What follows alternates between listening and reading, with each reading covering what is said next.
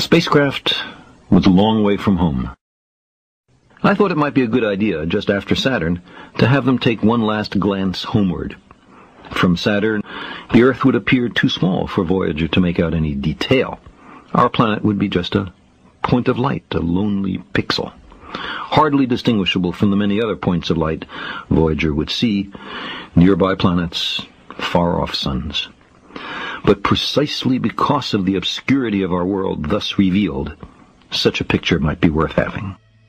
It had been well understood by the scientists and philosophers of classical antiquity that the Earth was a mere point in a vast, encompassing cosmos. But no one had ever seen it as such. Here was our first chance, and perhaps also our last, for decades to come.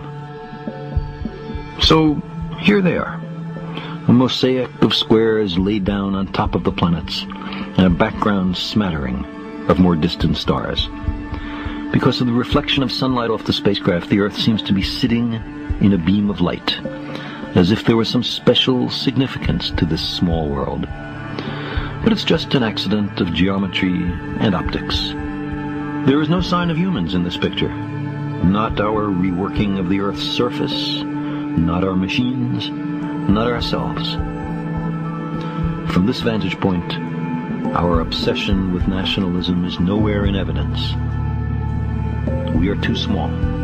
On the scale of worlds, humans are inconsequential, a thin film of life on an obscure and solitary lump of rock and metal. Consider again that dot. That's here. That's home. That's us.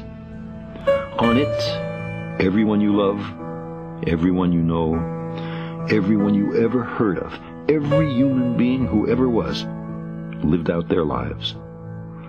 The aggregate of our joy and suffering, thousands of confident religions, ideologies, and economic doctrines, every hunter and forager, every hero and coward, every creator and destroyer of civilization, every king and peasant, every young couple in love, every mother and father, hopeful child, inventor and explorer, every teacher of morals, every corrupt politician, every superstar, every supreme leader, every saint and sinner in the history of our species lived there, on the mote of dust, suspended in a sunbeam. The Earth is a very small stage in a vast cosmic arena. Think of the rivers of blood spilled by all those generals and emperors, so that in glory and triumph they could become the momentary masters of a fraction of a dot. Think of the endless cruelties visited by the inhabitants of one corner of this pixel on the scarcely distinguishable inhabitants of some other corner. How frequent their misunderstandings, how eager they are to kill one another, how fervent their hatreds.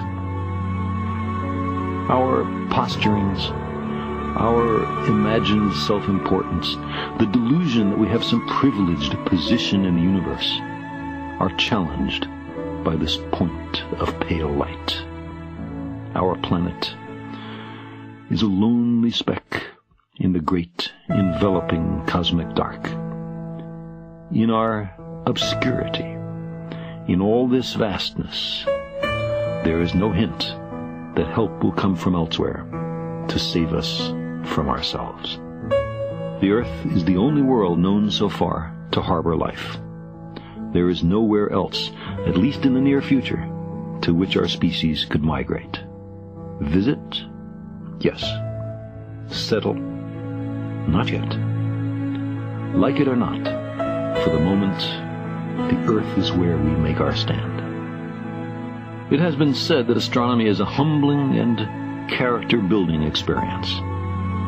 There is perhaps no better demonstration of the folly of human conceits than this distant image of our tiny world.